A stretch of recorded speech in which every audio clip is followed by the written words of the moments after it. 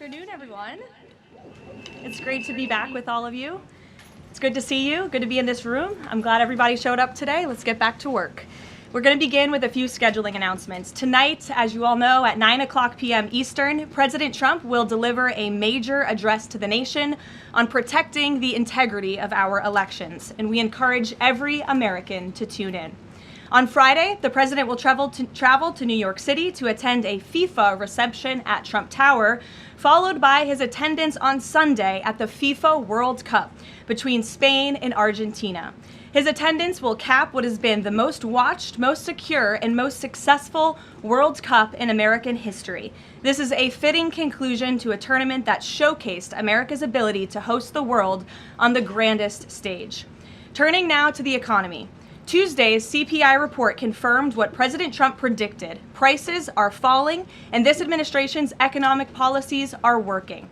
Inflation dropped 0.4% last month, beating expectations and marking the largest monthly decline in more than 6 years. Prices fell, including for gasoline, electricity, non-prescription drugs, car insurance, medical care services, and hotels, delivering relief for American working families. We also saw real weekly earnings rise in the month of June. For private sector workers, real wages have increased by roughly $1,000 since President Trump took office, after falling nearly $3,000 during the previous administration. This is real progress made possible by the president's pro-growth economic agenda. There is still more work to do, no doubt, which is why President Trump remains laser-focused on lowering costs and raising wages for working families across the country. Just last week, Walmart and Sam's Club announced they will be lowering prices on thousands of items in their stores across the country. Shoppers can expect meaningful savings on groceries, household essentials, outdoor living products, toys, apparel, and other everyday staples. As President Trump said, Walmart answered his call and stepped up in a big way, and we commend them for that. We hope other major retailers will follow the lead of this patriotic American company. While we're on the subject of helping working families get ahead, I want to remind everyone that the Trump accounts are now officially live. To date, and this is a new stat from the Council of Economic Advisors this morning, more than 6.5 million American children have been signed up for accounts so far, including my 2 kids, who I signed up during my maternity leave. There are a few things I want to make clear about this massively beneficial program that has the potential to literally transform the financial future of this country. First, any child under the age of 18 is eligible to have a Trump account opened in his or her name. This is a free investment savings account that costs nothing to open. Second, thanks to President Trump, every child born between January 1st, 2025 and December 31st, 2028 will receive a $1,000 seed deposit from the United States Treasury. Third, parents, guardians, relatives, and friends can contribute up to $5,000 per year combined for each child. Employers can also contribute up to $2,500 per year on a tax-favored basis, counting toward the annual cap. The president believes there is no better investment than in America's children. Government projections show that a child whose family maxes out contributions could see the account grow to nearly $300,000 by the time the child turns 18. This is, I think we can all agree, an enormously powerful head start toward the American dream. These funds can be used for college, starting a business, or purchasing a home. This is truly a transformational, nonpartisan program. So I encourage everyone listening with a child to establish a Trump account today for your child and tell everyone you know with children to do the same. The app is also incredibly inviting and easy to use for parents at home. Finally, let's turn to the border. Brand new numbers this week from the Department of Homeland Security and Customs and Border Protection confirm that for the 14th straight month, this administration has released 0 illegal aliens into the United States. Again, let me reiterate, the 14th straight month, not a single illegal criminal alien has been entered into our country, released into our country by this administration. Illegal crossings in June remained at historic lows, and southwest border apprehensions are down 94% compared to the same period under the Biden administration. These numbers speak for themselves. Thanks to President Trump's strong leadership and unwavering commitment to law enforcement, America has the most secure border we have ever had in our nation's history. The administration continues working to reverse the previous influx of millions of illegal aliens into our country by the Biden administration, and our law enforcement professionals, God bless them, are arresting criminal illegal aliens across the country, including those convicted of the most heinous and violent crimes. This past weekend alone, ICE arrested a Mexican national and gang member convicted of second-degree murder in California, a Dominican national convicted of aggravated manslaughter in New Jersey, a Saudi national convicted of indecent liberties with a child in North Carolina, a Mexican national convicted of continuous sexual abuse of a child in California, a Nicaraguan national convicted of second-degree child molestation in Rhode Island, and a Mexican national convicted of lewd acts with a child under 14 with force in California. These are egregious crimes, and again, I think we can all agree that none of you would want these individuals living in your communities, and you have this administration to thank that they are on their way back home. The American people delivered a decisive mandate to arrest and deport these dangerous criminals, and President Trump is wholeheartedly committed to delivering on that mandate every day. He will never waver in his duty to defend our homeland and protect the American people, and he has proven without a shadow of doubt that the chaos and the lawlessness that we saw every single day at the border and across our country under the Biden administration was a choice, and it is a choice this president has chosen not to make. While this work is far from finished, the border is secure and deportations will continue. With that, I'll take your questions today. I look forward to doing so. I know there's a lot of news. We have two people in our new media seats today, Rachel Bade and Ben Black. Rachel, why don't you kick us off? Ben will give you a question, and then we'll get to the rest of all of you. Thanks, Rachel. Thanks, Caroline. Welcome back to the briefing room, and congrats on your baby. Thank you. Two questions, Sure. if I may. The first one, a fun one for your first day back. You now have two babies under 2 years old. I do. As someone who has a 4-year-old, I can only imagine how little you are sleeping right now. What is your one tip or secret to women who want to have it all, the kids and the hard charging career? Well, thanks for the question, Rachel, and it is really good to be back with all of you. I don't think there is a secret. You just have to show up every day and keep going, and it really does take a village. Take the opportunity to shout out to my husband, who's home with our babies right now. I look forward to returning home later to be with them, but it's challenging. But for me, I view this as more than a job. I view this as public service on behalf of a president who I firmly believe in everything this administration is doing and really creating a better country for my children and their future, and I'm very grateful for that. Blessed to both be working in this job, but also to have two beautiful babies at home. And as you know, Rachel, and any mom in this room knows, there's nothing better than being a mother. So thanks for the question. Babies are the best. Okay, a question about tonight. There are a lot of Republicans in this town who very much support the SAVE Act and want to make sure, you know, our elections are upheld, election integrity, top priority for them. But some of them are concerned that tonight's primetime address might focus on, you know, elections of the past, relitigating them rather than voter concerns of today. I'm wondering, can you tell us if the president tonight is going to talk about the economy? You just talked a lot about the economy and what we're seeing there. And what does the White House say to Republicans who are worried that election issues like this could actually turn off swing voters?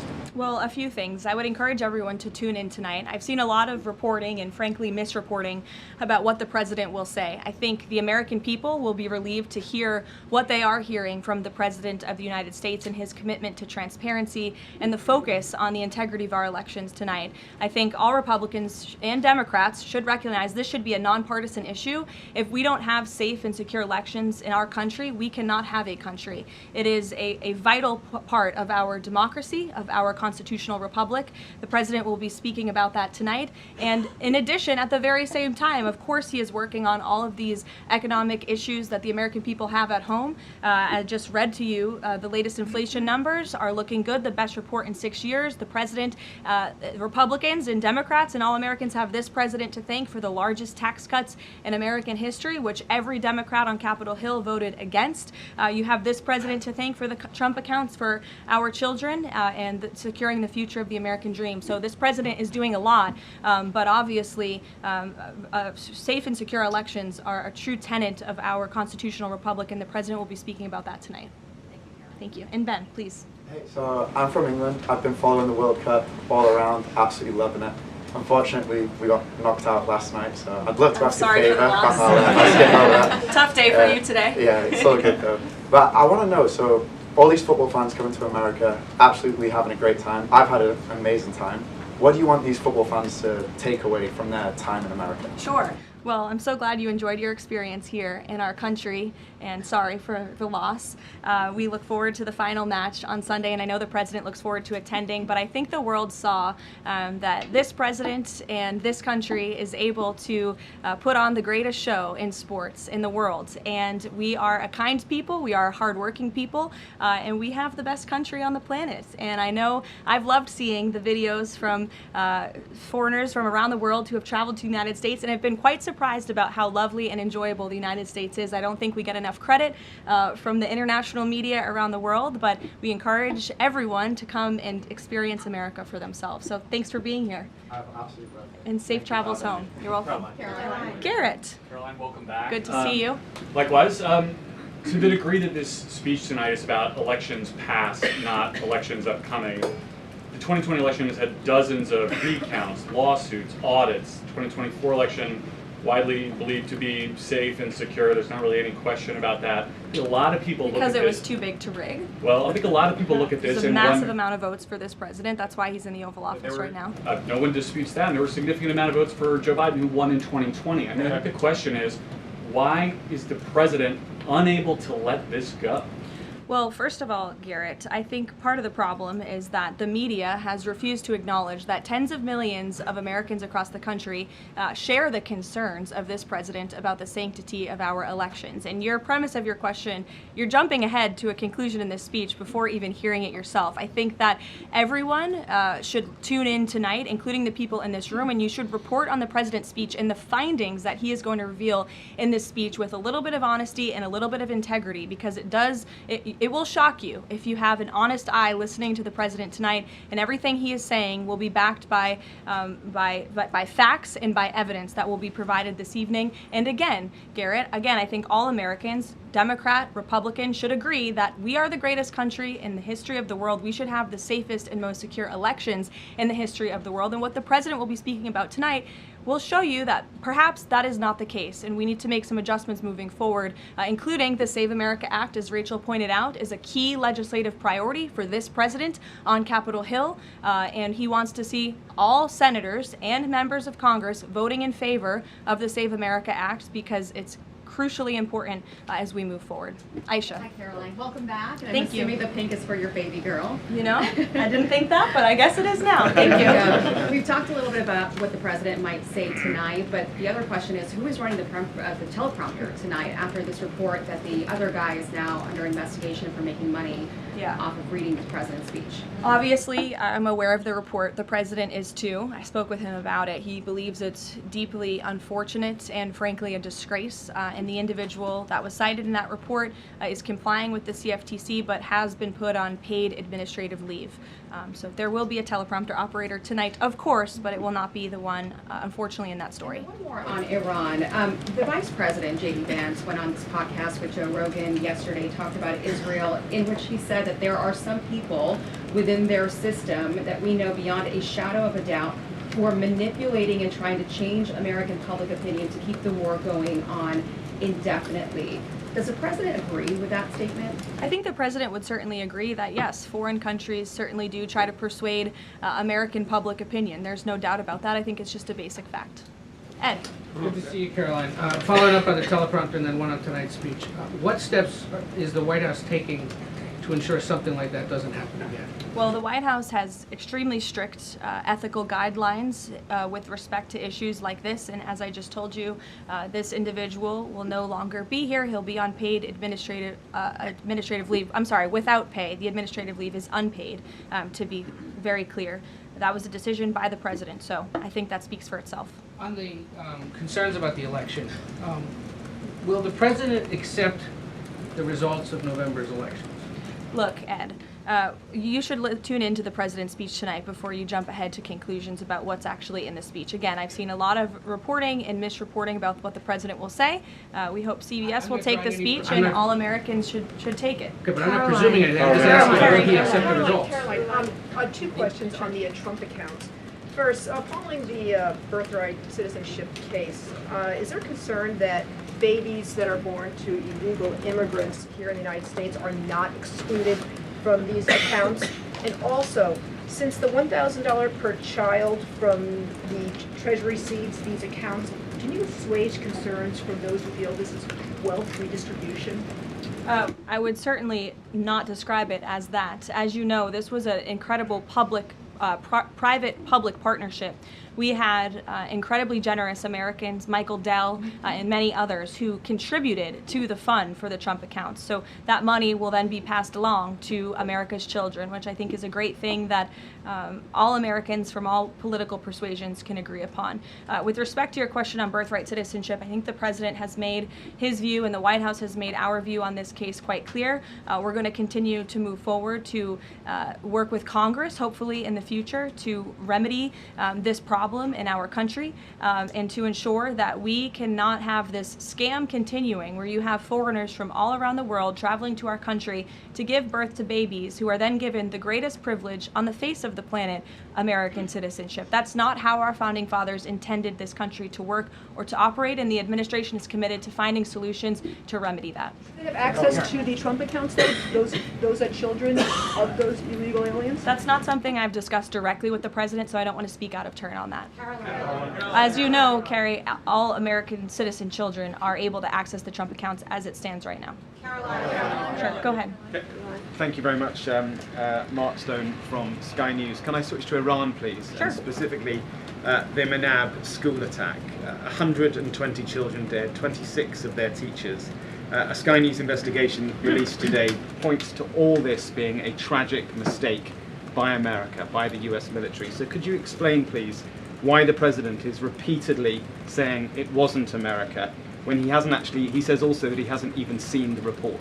I can't speak to the Sky News investigation respectfully because I have not read it.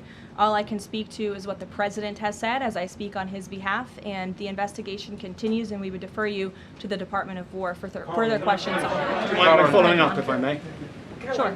I just want to My understand. answer's not going to change. I just want to understand why he consistently says it wasn't us, we didn't do this, when all the evidence and indeed the preliminary report, and we've spoken to a military insider who says this was human error. Well, that's the president's opinion, and at the very same time, he has said the Department of War is investigating the matter, and we would defer you to them for any questions with respect to the investigation, which obviously has not been released yet. I would defer you to them for further questions on it. But there's been, I think the president feels that way because he knows that our military always acts in good faith and absolutely never targets civilians or children, unlike the other side of this conflict, Iran, who is well known for killing women and children and innocent people in their country for a very long time. So you should focus on that in your reporting. Danny. Thanks, Caroline. Welcome back.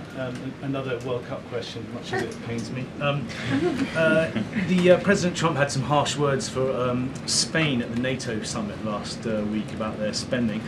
Does that mean he's going to be supporting Argentina on Sunday? Danny, it is a really good question, and I'm disappointed in myself for not asking the president before I came out here, knowing you would probably ask. I haven't talked to him about it, but we'll get you an answer on that. You're welcome to ask him yourself at some point before the game. I'm sure you'll see him, and I'm sure he'll have a fun answer for you on it.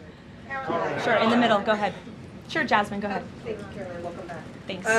Back on the teleprompter issue, Notice reported earlier this year that Kalshi was inaccessible on the Wi-Fi that journalists here at the White House have access to. Are staffers back in the West Wing and other parts of the EOB, et cetera, do they have access to Kalshi and Polymarket on their Wi-Fi? On our work computers? Yeah. Honestly, I've never tried, so I don't know. But I'm happy to go try and get you an answer on that. Another question, Caroline. In the back, Reagan. Sure. I just wonder, are Jasmine, there go other, ahead, and then another Reagan, question. Are there any other White House staffers or people within the administration who are suspected of also placing bets on Kalshi or Polymarket or other things with some of this privileged information? Not to my knowledge, not that I've been made aware of. And as you saw, I think this played out exactly how it should. Kalshi notified the CFTC of suspicious activity. They investigated that, identified the individual, and he will now no longer be working at the White House. So I think that answers all the questions on this matter. Reagan. Thank you, Caroline. I have a question question for you on the Save America Act and Sure. Senator Graham, and then a quick question on Iran. Sure. Trump said in one of his final conversations with the late Senator Graham that he was talking about the Save America Act and that he felt like they were in a great position with it. Do you anticipate that the Senate is going to be more aggressive to push the Save America Act in light of the fact that it was so important to Senator Graham so close to his death? Sure. Well, since I haven't had the opportunity, let me just express my sincere condolences to Senator Graham's staff and his family. He was beloved by so many here at the White House, especially the president, and I know that the news of his sudden passing was just tragic to all of us, especially the president, who considered him a dear friend.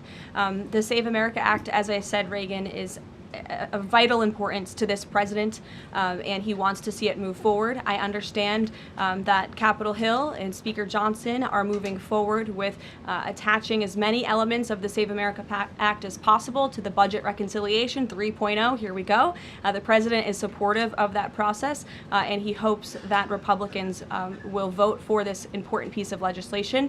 The Budget Reconciliation bill not only will address the Save America Act, but also ensure important aid for our farmers and our war fighters, which the president supports as well. Brian. Thank you, Caroline. Welcome back. Thank you. On the Kalshi situation, I have just a few questions on that. Sure. This individual has been accused of making trades around the president's speeches for months. I mean, this has been going on since at least earlier this year, maybe even before that. Did the White House counsel have any awareness that this was going on with this individual? And if not, No. so if no, then why not? Is there any sort of plan in place to try to figure this out, to see if anyone else is doing this, or to track future people from, see if they're making these types of bets in the White House? Any discussions around that? Look, there are very strict ethical guidelines here at the White House that explicitly state not to do this, and the White House counsel's office makes that clear to all of us who sign up to work in government on behalf of the president. So I think there has been a plan in place. This individual unfortunately violated the plan, and therefore he's paying the consequences for it. I don't know why there's further questions I just on want it. to follow on this, but then doesn't that leave open the possibility, even though there are the rules, I mean, there's no disputing there are strict rules on this, but if there are no mechanisms in place, and then I'm not saying that there should and should not be, but if there are none in place to try to track this happening inside the White House and inside the executive branch of the government, doesn't that leave open a possibility for this to keep happening or happening again, and these result people making bets like this inside the administration? Again, there are very strict ethical requirements required by all staffers and officials here at the White House, and if they are violated, people will pay consequences for that, as you're seeing with this case. Libby. Caroline, welcome back. Thank you. I have a question about Senator McConnell, but first on Iran. President Trump has now greenlit strikes on Iran for nearly every day this week.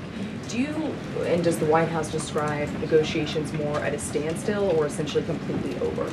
Well, I've spoken with the president about this as recently as an hour ago. Iran very much continues to talk to the United States of America and express that they want to make a deal with us because they are suffering devastating blows on behalf of our United States military. The reason, and this is important for the American people to understand, the reason for the recent strikes over the course of the last several days is because Iran violated the Memorandum of Understanding that we struck with them.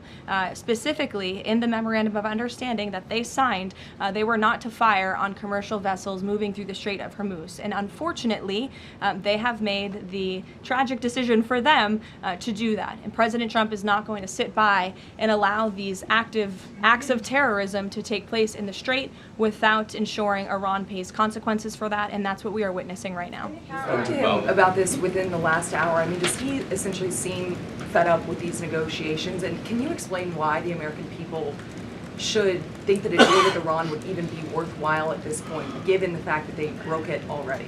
Well, look at how bad they are behaving. It just proves the president's initial point for launching Operation Epic Fury in the first place. Iran can never obtain a nuclear weapon. That's why he launched Operation Epic Fury. They have suffered devastating blows to their military and their economy as a result. The president is always open and willing to diplomacy. He is the peace through strength president after all. After Operation Epic Fury, the conclusion of it, we did move forward into a diplomatic phase, if you will. But unfortunately, Iran has has since violated that. They have expressed they still want to make a deal to the president.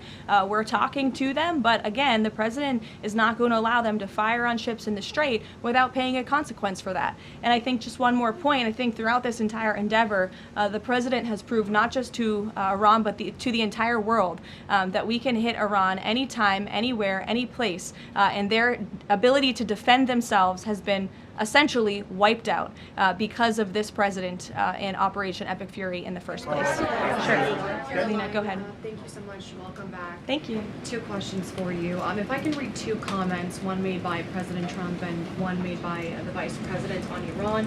President Trump recently said, as far as I'm concerned, it's just a waste of time dealing with them. They're liars. There's something wrong with them. They are cuckoo. They are scum, sick people, vicious, violent people.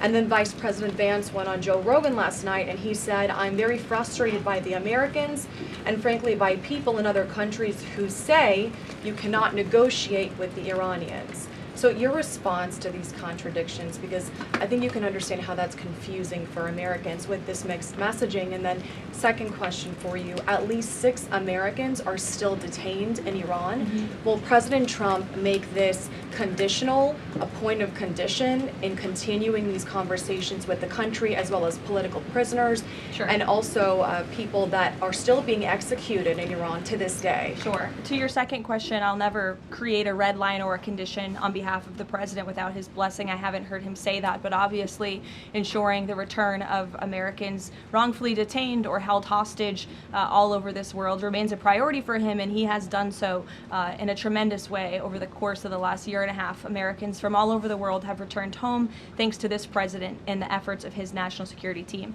To your first question about the comments between the president and the vice president, respectfully, I do think you're taking comments from different times throughout this conflict and kind of asking me if these are contradictory of each other. I can tell you the president, vice president are on the exact same page about where we are right now in this conflict. And the fact that you do see elements of what's remaining in the Iranian regime that are more willing to make a deal, and then other elements who are not so maybe willing to make a deal, shows that Operation Epic Fury was incredibly effective because we neutered their ability to communicate with one another, and they are a fragmented system. They are not the once very strong, powerful terrorist state that they were before this operation, which was one of the ultimate goals. So we'll continue to work through the process, and as I said, the president will hold them accountable when they turn their back on the words that they state to the United States, but he is always open to diplomacy at the very same time.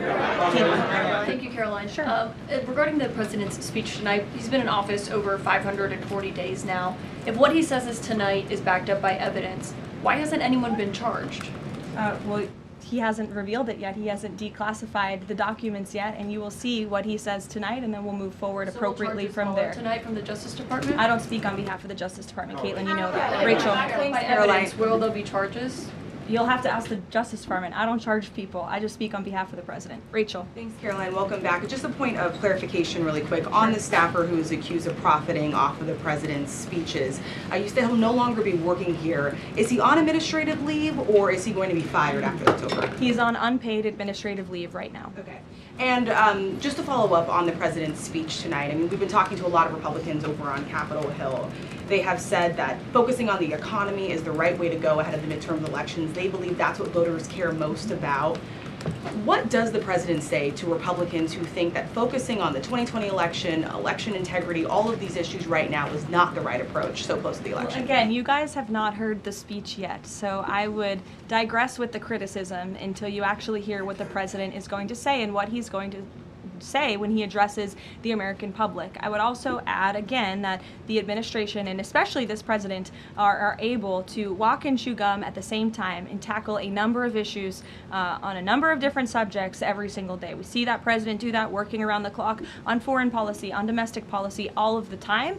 You all report on it, you have to keep up with it, so I think you can agree with me on that point. And I would also add the president will continue to be traveling all around the country to talk about the economy. We were just in Pennsylvania a couple weeks ago, touring a Mack truck facility, which has been greatly strengthened and enriched because of this president's economic policies over the last year and a half, and he loves doing that, and he will continue to do so. Jennifer, go ahead. We have seen, with the increased community strikes, a real decrease in commercial traffic through the Strait of Hormuz. What is the U.S. doing right now to facilitate flows through the Strait of Hormuz and preemptively address the risk that Houthis will actually choke off the Red Sea oil route and that prices will increase further before November? Sure. Well, two separate questions. First, let me address what's happening in the Strait right now. We know that there is a blockade of ships directed by the president for ships entering and departing Iranian ports only. This has been fully implemented and is in full force. This blockade was reimposed due to Iran's inability to honor their agreement with the United States of America. More than 10,000 U.S. sailors, Marines, and airmen, along with 2 aircraft carriers and more than 20 warships and dozens of aircraft, are executing the blockade mission as we speak. And during the first 24 hours of the blockade, U.S. CENTCOM has redirected 2 compliant commercial vessels and disabled 1 non-compliant vessel. So look, the Strait is open for ships that are not traveling to and from Iranian ports specifically, and the U.S. Navy is there to ensure that can take place. With respect to gas prices, as you know, the price of oil right now is approximately $80 a barrel, maybe a little less. Before I came out here, that's what it was at. Gas prices are down approximately 60 cents a gallon off the peak of this conflict, and the president was honest with the American people from the beginning. There may be temporary disruptions in the oil market, but what we haven't seen is what all of the naysayers said, that there would be massive increases in the price of oil that so many warned about. And that's in large part because of the president's domestic energy policies here at home to revamp our domestic production here, but also the administration has taken many swift actions to mitigate these temporary disruptions. As you know, we've released oil through our SPR, the Jones Act waiver, which has been incredibly effective, fuel environmental waivers. We also, President signed the Defense Production Act to restart California oil production. So all of these very swift and mighty actions on behalf of this administration have led to a rather stable oil market, and the president will continue to do all he can to ensure prices come down, stay stable for the American people and the American consumer until the end of this conflict. And ultimately, I think Americans should keep in mind why we're doing this in the first place, to ensure that Iran, a terror state, can never obtain a nuclear weapon. Dasha, go ahead. Caroline, nice to see you back. You too. 2 questions, one on tonight and one on immigration. It strikes me listening to the conversation in this room about Iran, given the questions that folks on both sides of the aisle have about strategy and endgame, given that the United States has intensified strikes on Iran, typically in a time of conflict, when the president gives an address to the nation, you would expect him to address this conflict. Number one, will he talk about Iran, and why is that not the major topic of his speech? Does he believe that the SAVE Act and the 2020 election integrity are more important right now? Well, no, it's not a matter of importance. It's just a matter of timing. The president will be making a very important announcement with respect to the integrity of our elections. However, it is also very possible at the top of the speech he will mention the current situation with Iran and also the economy as well. As you all know, President Trump is a man of his own word, and he sometimes is thinking about these things up until he walks out. But we have had conversations about him addressing a range of topics, and that could very well be possible tonight. Again, this is all more reason for all of you to carry the speech live and for the American people to tune in tonight so they can hear directly from the the president and draw their own conclusions. Caroline, go ahead. Immigration. Caroline, sorry, I just Karen, wanted to go add ahead. the immigration question real quick. Sure, Caroline, go ahead. Sorry. 3 men were killed in ICE encounters in less than a week. As a result, DHS announced that it would end vehicle stops, and then President Trump urged them to change their position. Can you confirm whether vehicle stops are back on, and is the administration doing anything more to prevent these kinds of deaths, maybe accelerating distribution of body cameras which weren't present in this case? So a couple of things. Vehicle stops are continuing. Verbal guidance has been given to all field offices across the country by the Department of Homeland Security. Security. The President and the Secretary of Homeland Security are on the same page that vehicle stops are a necessary tool that ICE agents need in order to continue their deportation campaign of the worst illegal alien criminals from our country. With respect to body cameras, I know there's been some questions about that in recent days. Over half of all ICE field offices now do have body cameras, and the remainder of the field offices are expected within 60 days. It's been a slower rollout than we would have hoped, but that's because of the Democrats' decision to shut down DHS for several weeks. So we expect to fully execute on the promise of body cams to all field offices across the country very soon. Karen. Caroline, on the parasite outbreak related to Yes. produce, can you give an update on the administration's response to this? Are there federal officials on the ground in the hardest hit states right now doing any testing of production facilities or farms to try to figure out where this outbreak has started? Sure.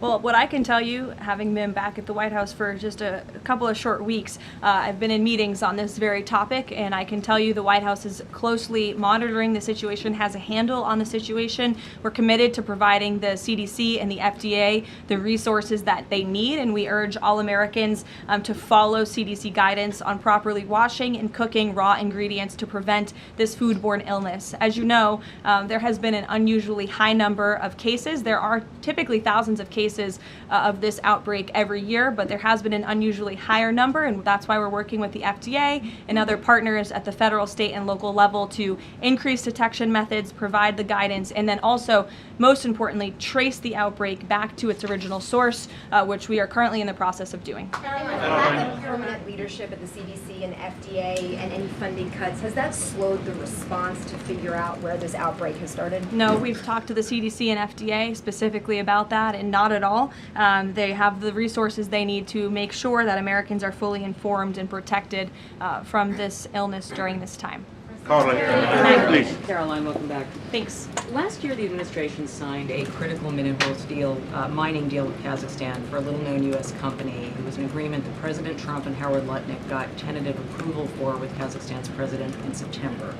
6 days before the deal was signed, which was in November, the president's older sons with other partners took a 20% investment in a company related to the deal.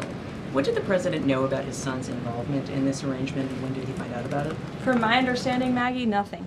I've spoken to the president and his family about this. They would absolutely never do anything that would put the president in a place of a conflict of interest. And we have timelines to give you and to provide you, which we did to the news media at the time when this story broke, to prove that very point that I just made. Sorry, just 1 second. So the president did not learn about it until it was in the media? That was when he found out? That's my understanding of the matter, yes. Caroline, Go ahead. Thank you very Carrie, I'll much. go to you after. Just Thank you. Sure.